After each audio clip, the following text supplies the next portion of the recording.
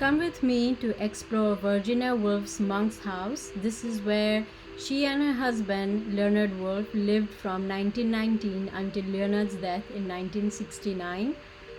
Before you come to the house, make sure you buy the tickets because it's a small cottage with lots of flowers, and only 12 people are allowed inside the house at a time.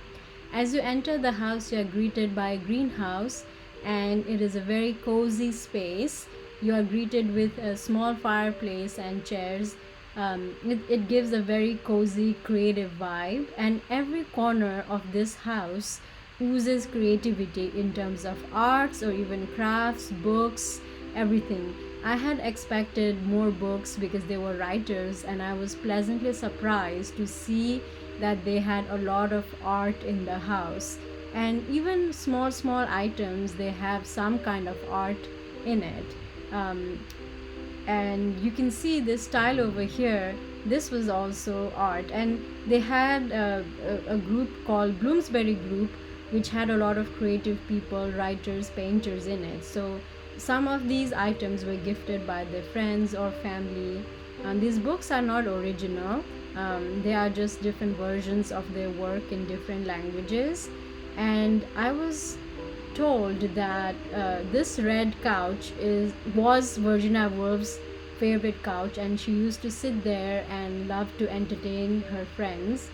And you can imagine the lively discussion they would have with the friends from Bloomsbury Group or other groups.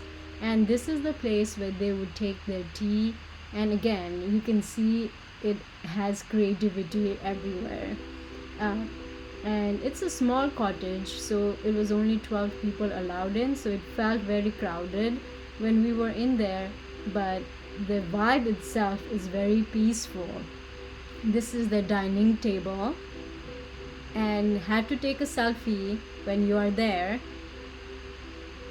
And this is different parts of the house, and you can see some of these aspects are hand painted. Now we are entering Virginia Woolf's bedroom. So this is the garden, and as you see, this is the point of view of entering her bedroom area. It has lots of books, and also these books are from her bookshelf, and it is said that that handwriting there is hers, and most likely the covers in these books were created by her. As you can see, even small details like a book cover has very creative energy in it. And I'm really surprised that the ink that she wrote is still functional, and you can sort of read her handwriting. That ink must be really good quality ink. And this bookshelf is one of the original items that Virginia Woolf owned. It came back from her friend once the house was in the trust's hands. And then after her tour, we are now heading back out in the garden. Now we are exploring the garden area, and it has a lot of orchids, and the lawns has different kinds of flowers and ponds as well. So this is also the place where they both were laid to rest, and it makes sense because this is the home that they loved, and it is a beautiful, peaceful place. That day when I was visiting, it was very windy, but it still felt very peaceful and away from all the hustle and bustle that could happen. So it made me feel very present in the moment. Now we are walking to the shed where Virginia Woolf used to write.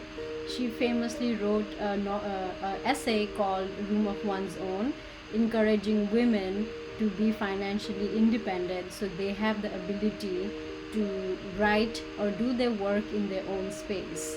And this space also has an exhibition about Virginia Woolf and Leonard Woolf and their friend group as well.